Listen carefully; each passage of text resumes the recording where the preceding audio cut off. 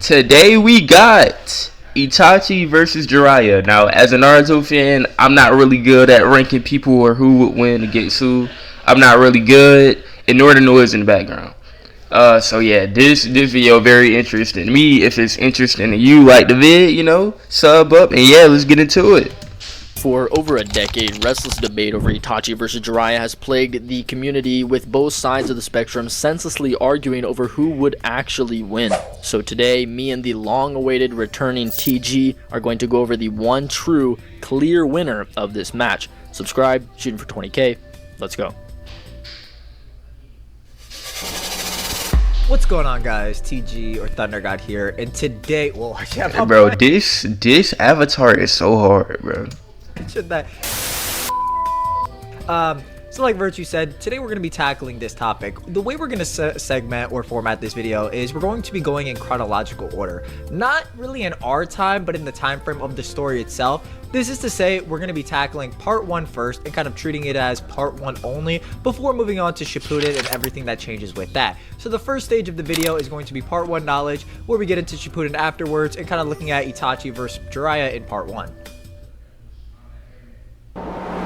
Having been offered not only the position of Hokage, but also mentorship under the 3rd Hokage and upholding the tutelage of the 4th Hokage, it's not short of an exaggeration to say that Jiraiya's superb abilities qualify him for more than worthy of his legendary Sannin reputation. Bro, Jiraiya was like, that nigga was overqualified to be Hokage. If we being for real, like the video said, he got trained by the 3rd Hokage. He trained and mentored the 4th Hokage. On top of him being a legendary Sannin and all the abilities he got. He was an exceptional ninja. He was smart. Like, I don't know how good of a Hokage he would be. Cause he was still trying to figure out he never really figured out how to bring peace to the world. So I don't know how good of a Hokage he would be, but he was definitely qualified for it. Fitting with how other manga canon guides, although still likely pertaining to this chronological point in the story, namely the 1 Decade 100 Ninja Guide, profess that Jiraiya's techniques strike fear into other nations, as made also consistent with a correlating guide in Fan Book 2, how the Sannin are made comparable to the 5 Kage, meaning each, just by virtue of numbers, would be superior to each Kage individually, which Hiruzen, who could rival Orochimaru, having practically the same taijutsu, also did in battling both the reanimated Hokage, who like Hiruzen have what it takes to be Hokage, as stated by the bystanding Anbu, and such a title is stated 3 times in Fanbook 1 to be that which applies to those standing above not just all the shinobi and Konoha, but the other Kage as well. Jiraiya, in scaling to this Orochimaru and hence Hiruzen, is also made very consistent, and it shouldn't be unfair to make the Hiruzen definitely scales to Orochimaru. Old age Hiruzen, so I think younger Hiruzen definitely would have won. But he was trying his hardest. He started sweating when they talk about reanimating the 4th Hokage. Please don't do that. Don't do that. Case that, Jiraiya would do even better against Hiruzen than Orochimaru would have, off the basis of his style being more prone to fire style to match Hiruzen's, and taijutsu, which is kind of what they clashed in anyway. With this fight particularly demonstrating a rare prowess with ninjutsu, where Hiruzen possesses the strongest fire style in the entire world, wherein Tobirama's full power revived water style can equal that out, though can't stand beyond the mud wall, demonstrating this being a truly peak level ninjutsu battle, with the only jutsu standing above the rest being the deforest emergence, being called a legendary technique capable of offense, defense, capturing enemies, being a truly all-powerful technique. And the only other jutsu around to get that sort of praise in Data Book 2 is one from Itachi himself, the Amaterasu, which is later recognized as the strongest physical attack in the world, though still recognized by Data Book 2 to be a... Okay, look, let's just like literally think about this for a second. Amaterasu is a strong jutsu. They said it's the strongest attack because it literally can burn fire. But it's not really that effective. And I'll just say this because, Sasuke used it to kill the Zetsu dude. Itachi used it on the 4th Mizukage, or whoever that short dude was. He was a Jinchuriki. the Mizukage, who's a Cherokee. Like I don't, unless he used it a lot off screen, and I don't read the manga, so if he used it then I wouldn't know. But he used it against Sasuke, it didn't work. Sasuke was using it, and it didn't really work that much. So yeah. Destroying conflagration capable of scorching all of heaven and earth. Yet even without this, Itachi makes sport of the strongest Jonin at the same time, according to Data Book 2, while simultaneously only utilizing that which doesn't even fulfill his maximum capabilities from when Kakashi used to battle alongside him. And while it's a bit hard to ground this ground this point in the series, we do still get implications of hatred amplifying power, at least for Uchiha, and guys that also support the idea of the gap between Sasuke and Itachi not changing whatsoever, which could imply that Itachi has gotten stronger since his departure of Konoha, although it probably doesn't matter, as we know that Orochimaru directly concedes to the aforementioned Itachi, even without the MS, believing him to just be too strong, which the anime profile guides further push through agreeing with this notion. So do you want to go ahead and address how the claims, or how, any claims of Itachi not standing in the Sannin tier simply don't work? Yeah, it don't even make sense. And like, it makes it worse for Orochimaru because he's really easily caught in genjutsu. Now I know what it is, Itachi, but as smart as he is, his battle IQ is kind of trash. The same statement and implications that could be applied to Jiraiya externally, or rather outside of their interaction, can also be applied to Itachi, if not more so. So yeah, you want to jump into the statement and whatnot? Yeah.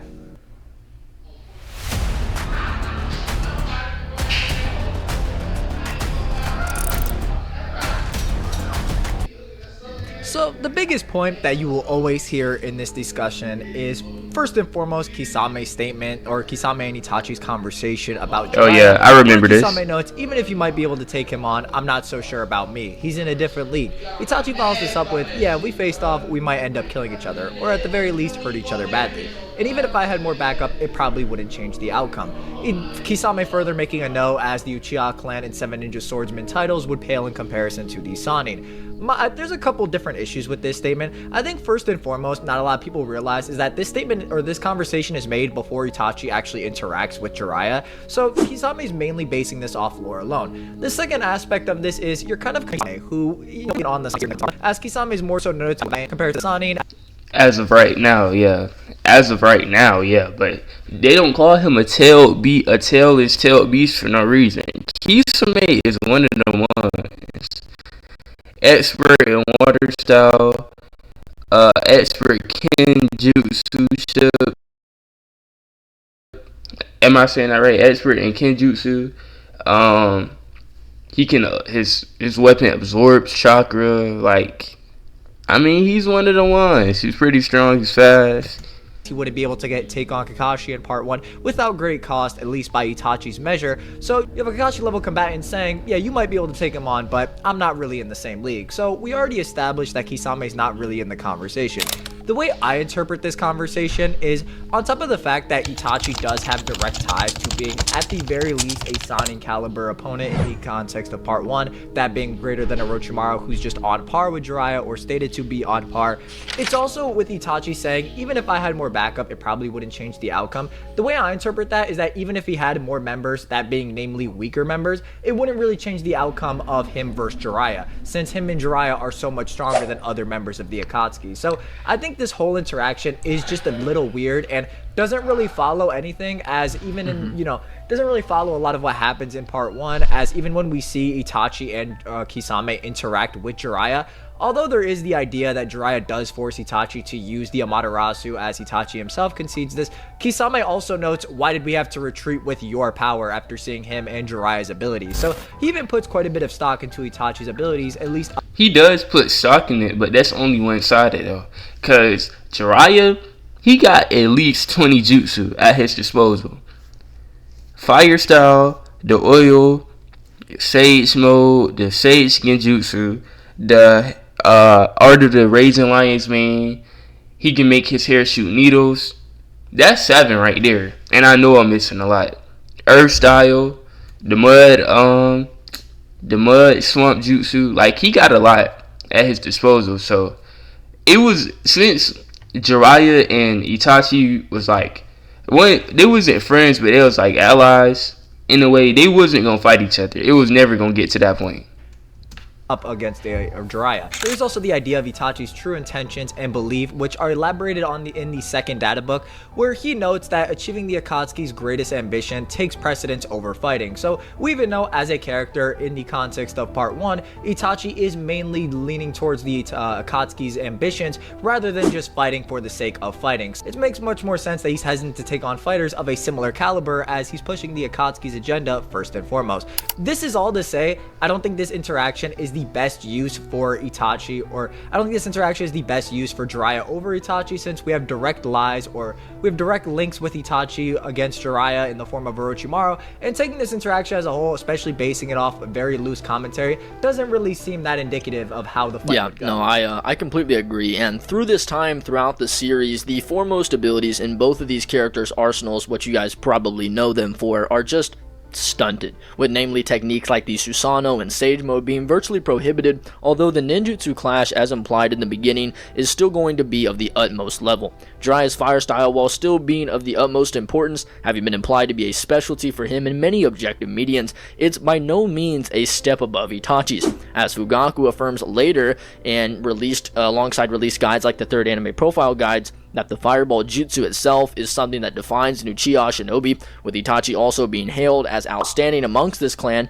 being the strongest in Konoha. And while the novels aren't yet being taken into account here, we very well still have a basis to suggest that Itachi's fire style could outdo Jiraiya's, while other aspects of his arsenal put more pressure on him. Itachi doesn't show any implications in the clan, using demonical genjutsu, water bullet clones, twice, Look, I don't know if this is goofy. I did not know Itachi can use water style. I didn't know that. And yeah, they be saying, oh yeah,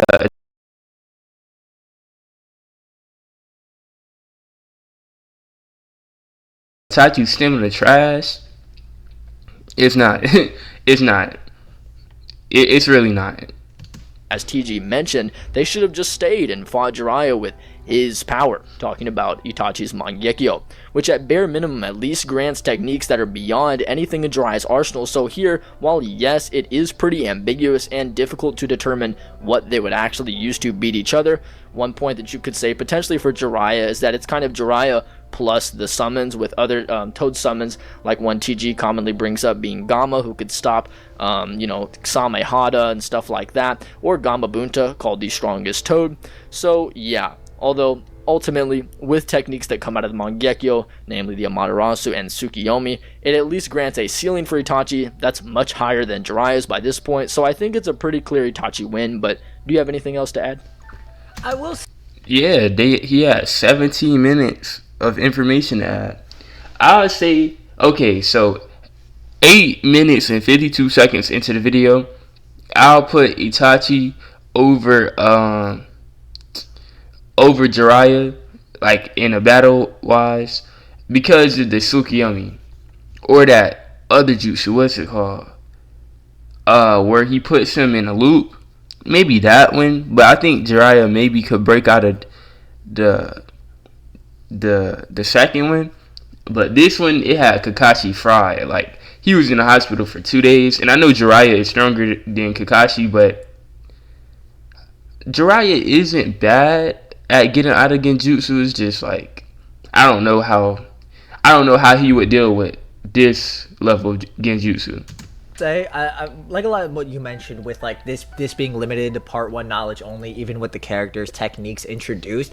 A lot of people don't actually realize Jiraiya has very little that's shown. Even though Jiraiya has shown a decent amount of techniques, they obviously aren't up to the caliber of Itachi's Mangekyo abilities, at least fully, you know what I mean? So it's a very weird discussion, since you're essentially using Jiraiya's limited jutsu versus 2 of Itachi's Mangekyo Sharingan abilities. So it kind of looks in a weird situation to where, okay, what can you really argue for Jiraiya aside from the Toad Mouthbind, which was able to force Itachi to use his Mangekyo Sharingan? And even then, I'm not not gonna fully die on this hill, but you could even argue that might be cap in certain instances based on later information, since we also know Itachi didn't need to use his Tsukuyomi on Kakashi, yet does so anyway. Although I think in character it makes sense that Itachi doesn't use his MS recklessly. So I think overall it is a bit vague, but I think the general idea is that Itachi's generally above or arbitrarily above Orochimaru, who's just on par with Jiraiya, right? And taking their interactions or taking this conversation to contradict the direct scaling statements doesn't really work, or we have other interpretations to say, yeah, this probably doesn't mean Jiraiya solo wipes Itachi and Kisame. Yeah, I completely agree. Even if you don't want to grant the later addition of the flashback from Sasuke and Orochimaru's interaction that demonstrates what Orochimaru was thinking about in part 1, being the demonic illusion genjutsu, from what we know by this point in the series, all Orochimaru says is that a 3-tomo Itachi is superior to him. So you could take it in either way, potentially even giving higher ends if you don't want to include the later information for Jiraiya's benefit. But anyway. What is beautiful about our family is we do make effort. A truly unparalleled shinobi, has always been so absolutely enigmatic in his power. He only invested the basis on it, even without trying, like Kakashi Sasuke, only revealing his true power is all in arguably the strongest Kakashi bar none, even bolsters just how strong Itachi truly was, saying that though Itachi had convinced Sasuke on his victory, Itachi wanted him, he would be dead. Okay, mind you, how old is Sasuke at this point? He's no older than 10. He wasn't a super genius ninja at 10. He was good. They barely even showed him do any ninja thing for real.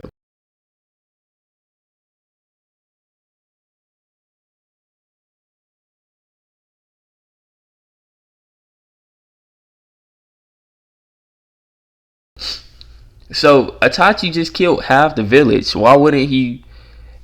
If we talking about on a fighting 1v1, a dude who just killed half the village versus a dude who never fought anybody before, who you think gonna win? Which is pointed out by Zetsu and Itachi allowing himself to progressively get more damaged and fatigued to then die. The Naruto Storm Generations game extend this a little bit further through notes that Itachi had no worthy opponents at all, which you'll find in other external mediums like the Naruto Road to Ninja movie, which Kishimoto works on directly, having produced multiple pieces of manga canon material like miniature build-up mangas, guides, art pieces, and Shonen Jump covers, etc., wherein you'll see that Obito does believe Itachi could kill him, which, as you probably already know, is something already relayed in the manga. Okay, this is what I'm thinking.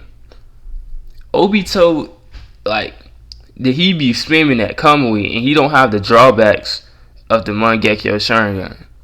He don't have the drawbacks of overusing it, going blind, yada yada, right? I think that's because of the Hashirama cells that's implanted in his body. So Itachi has that ceiling. I forget. I know what it is. It's the orange. He got the Susanoo. He used the Susanoo, and then he used that sword, that ceiling sword. That's the way I see him beating Obito. Like, that's the way I see him beating Obito.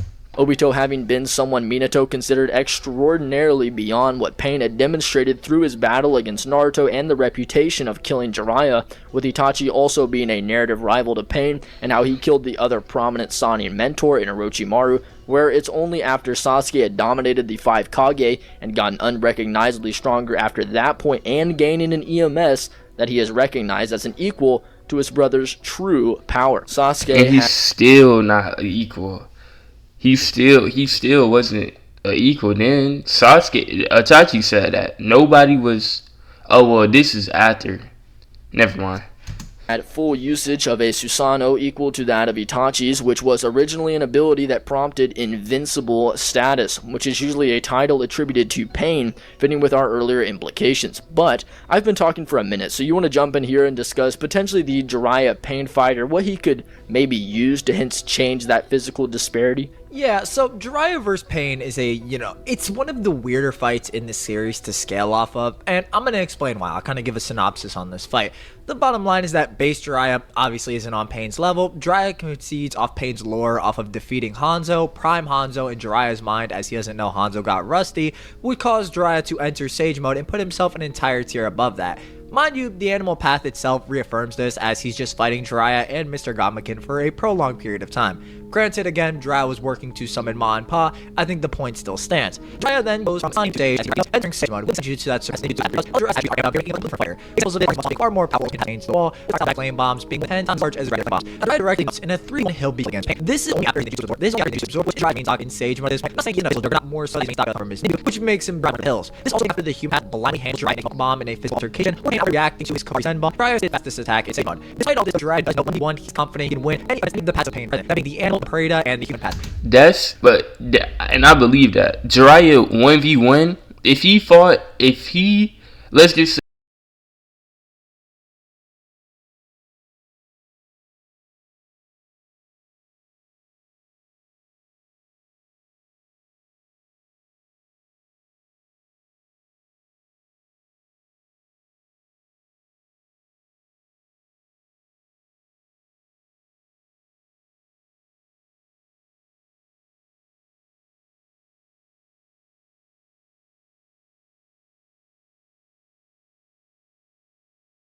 say he ran into each Pain on different days. If he fights the 1v1, he wins. But it's the linked vision that was making it hard for him. Like, if he fight one in front of him and one behind him, yeah, that wasn't gonna work out. And like, how did Naruto, Naruto beat Pain because yes, it was saying Shuriken, but Naruto didn't have to fight. Naruto knew about the Pain's abilities and the Gamma Boot. The Toads was fighting the summonings, Pain summonings. So he didn't have to deal with that directly. Like, he did throw the Rhino, but he could focus on the other paths of Pain. So you kind of have this weird situation to where, okay, Jiraiya scales mainly to one path of Pain. However, then you also have showings with Jiraiya having one of his arms blown off and being able to pull one of the paths of Pain while all 6 are on him into a barrier space. So you kind of have Jiraiya arbitrarily scaling in some aspect to all 6 paths of Pain trying to jump him, while also saying he can only beat them 1v1, you know? So it creates kind of a weird situation to where Jiraiya doesn't fully scale to Pain, but then he also doesn't at the same time. You know what I mean? Like, he has scaling, but then he doesn't. It's kind of a weird position for Jiraiya overall that makes it somewhat difficult to determine where exactly he is in terms of strength or scaling wise. What do you think about Sage Mode Jiraiya? I think Sage Mode Jiraiya is really interesting, and partly not just because of the physical amp that he gets. So outside of just the physical stats, I think another interesting aspect about Sage Jiraiya is his abilities and things he utilizes much better in Sage Mode. For example, right?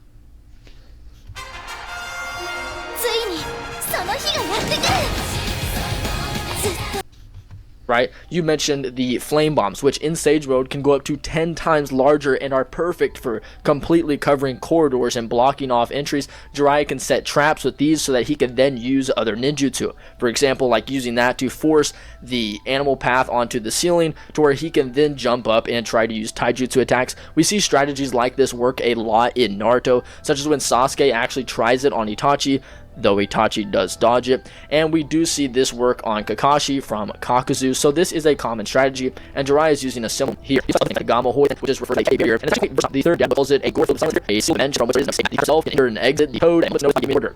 Bro, it was me though. Like, once Jiraiya got inside of this barrier right here, and he took down this Pain, I would have loved.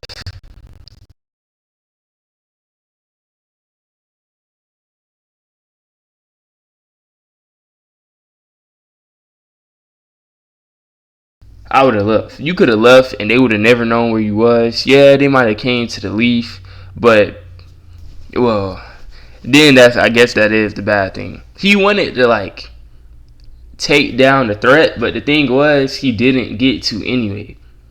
And you know, at this point, when this Pain puts this rod through him, you know you're not winning.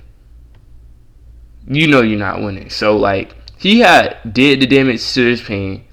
Then he puts the rods through him. You know you're not winning, bro. Go back to the leaf.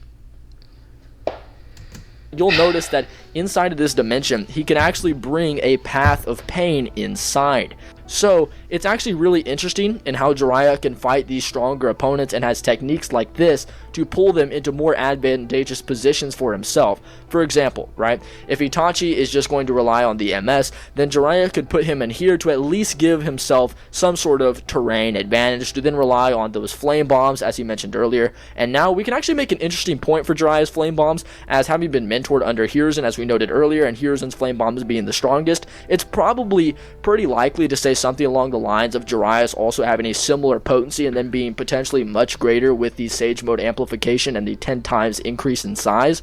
And it is his fireballs and his, fire style and whatnot that's actually stated to be his specialty, alongside other notes that the medical jutsu is her specialty, and the variety of jutsu is Orochimaru's, of which it's all doing Konoha, where, Jiraiya's is just his fire style. So stuff you do think like, sort of like, though again, he get more sense at this point, such as his not being capable of being compared to ordinary fire style. So it's not like he does have more access to like Killer B. So Itachi the fire style keep pressure up in terms of try to do. However, I think Itachi going to be at least lower forms of Susanoo, kind of keep that pressure away from Jiraiya. Jiraiya is really good at pressure, especially in the one-on-one scenarios where he can use many different sort of that. So I think when Susanoo comes out, and then a lot of Jiraiya's other abilities, isn't his Itachi's ceiling called Yadamir?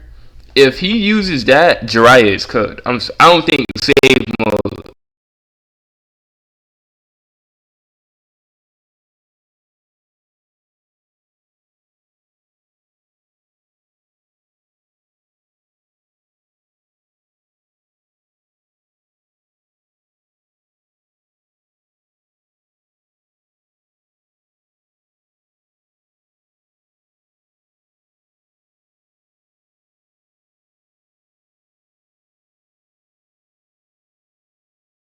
Sage mode saves Jiraiya. That's like my reasoning for him winning.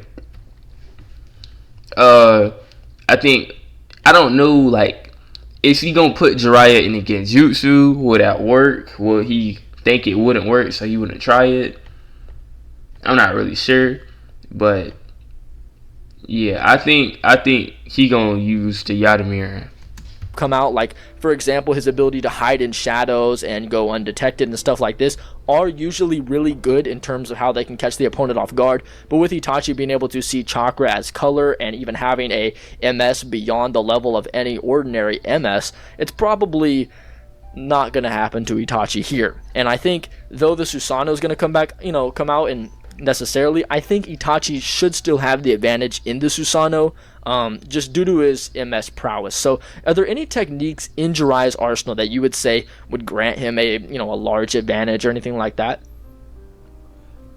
I think like you mentioned, I like a lot of what you mentioned. I think the main point for Jiraiya, at least in my opinion, is the Mud Swamp or Sage. At least the Sage mode and Mud Swamp sims. I think Pain physically is superior to Itachi. Hot take. I think Itachi out of the top three. Not that he isn't a juggernaut. I just think the other two are more physically known or more physically dexterous fighters in the fact that they are physically. The fact that he can pass a pick he can actually Itachi to the ground. Itachi is not mobile or prepared to attack. Thing is though, while Jiraiya is stronger than Itachi, like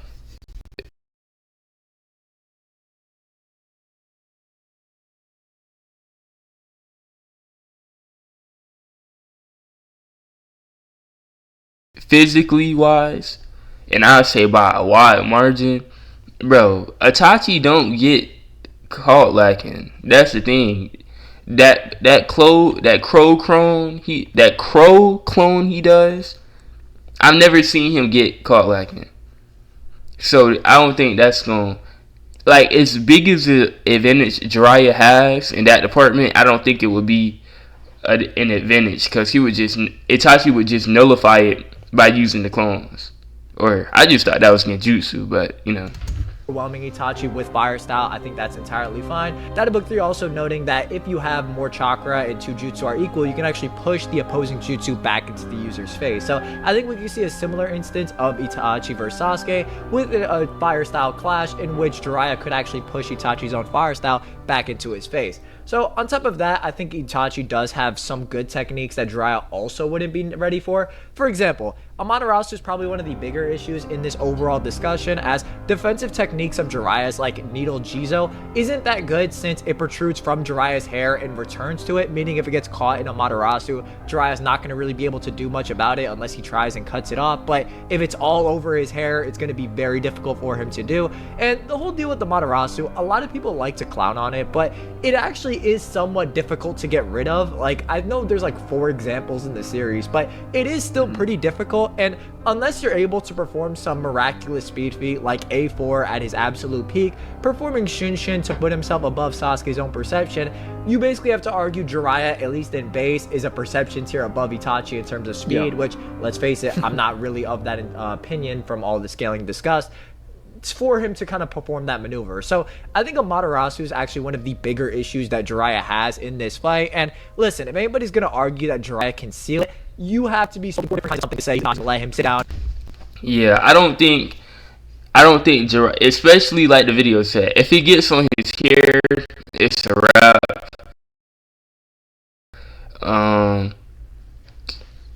If it gets on Jiraiya in general, what he gonna do? Roll around on the ground?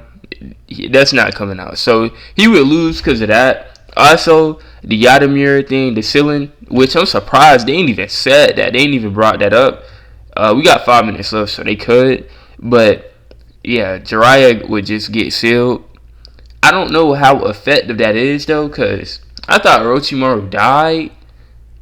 But then I figured out he just was absorbed into Sasuke. I don't know. I think it was. I'm not sure.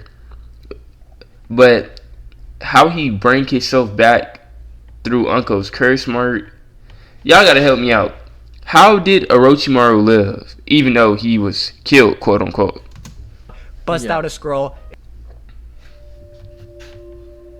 Before my dad passed from unrelated issues, his liver disease affected his brain. And seal Amaterasu mid-fight. You know what I mean? It's just kind of ridiculous. So I think from that aspect, Jiraiya does have good counters, but also Itachi's MS techniques put Jiraiya in a very precarious situation. Now, in Sage Mode, Jiraiya is more equipped to deal with the likes of Amaterasu, for example, since he does have access to Sage Mode Sensory.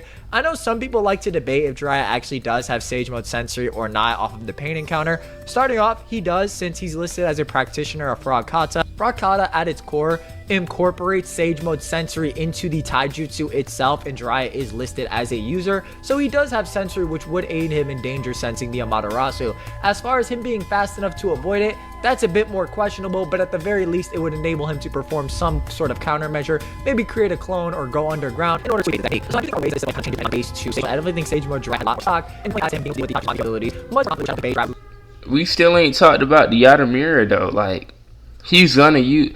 I don't think he might not even need it, have to use it, but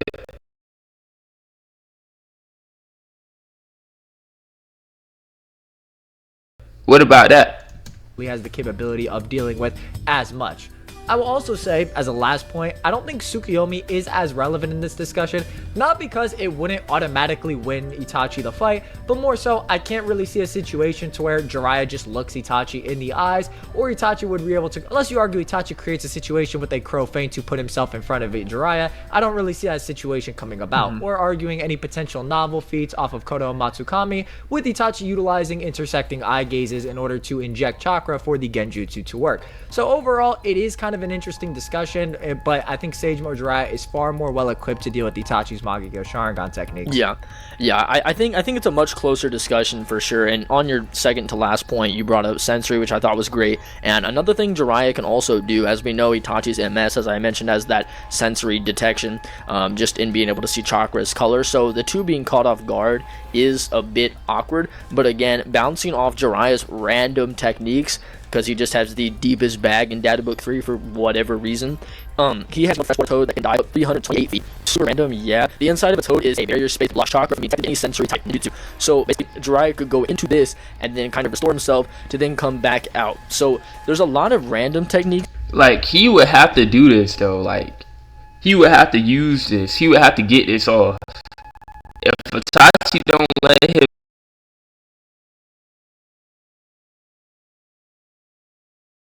get this off, it's raps. That Jiraiya has, although even in Sage mode, I would still say Itachi should have a physical advantage, though as TG mentioned, not in raw strength or anything like that, but particularly just in speed, and then that which he could use to capitalize on it. Like, for example, the Susanoo, ethereal weapons like the Totsuka Blade and Yadamir, and even the arms of the Totsuka Blade and Yadamir, see? That's what I was thinking about. Whenever he's revived, which has to be at least some point whenever he's alive, can match the chakra arms of KCM1 Naruto, which is extremely impressive when you understand how these chakra constructs actually work in terms of how they relate to the speed of its user. So Itachi has some pretty high ends in terms of speed, and while yes, Edo is a greater fighter, in terms of the maximum output at which Itachi could put out, presuming he's not as sick as he was in the Sasuke fight, Itachi should have higher ends than what Jiraiya could deal with, meaning when things like the Totsuka Blade come out and the Yadamir come out, Jiraiya can't really do anything at all. So even things like Frog Song, right, a sound-based genjutsu, should theoretically be repelled by the Yadamir, as awkward as... Yeah, that's like, I didn't really think about the Yadamir and the Totsuka Blade. Oh well, the Yadamir is the seal. I ain't gonna lie, I'm still confused on them. The Totsuka Blade can seal people or anything, right? What does the Yadamir do? But I didn't think about those at first. Like, I would see Itachi versus Jiraiya, but I couldn't. It was too hard for me to really picture who it went.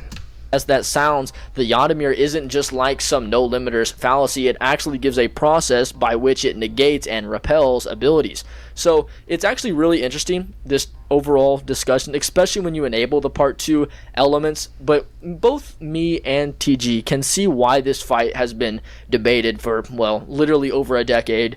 Especially when you just take the part 1 stuff and isolate it, the two can be implied to look really similar in terms of their actual maximum, capacity.